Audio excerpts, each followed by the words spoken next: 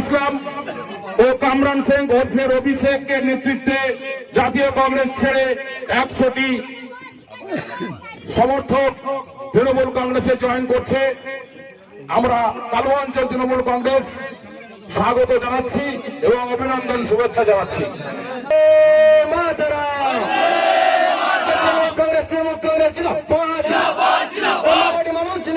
হাতে গোনা আর কয়েক ঘন্টার অপেক্ষা, এরপরেই লোকসভা নির্বাচন।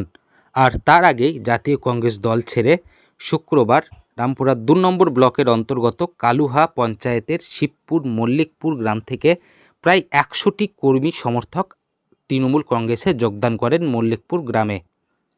কালুহা অঞ্চলের ভারপ্রাপ্ত অঞ্চল সভাপতি পদসভার মধ্যে দিয়ে তাদের হাতে তৃণমূল কংগ্রেসের দলীয় পতাকা তুলে দিলেন।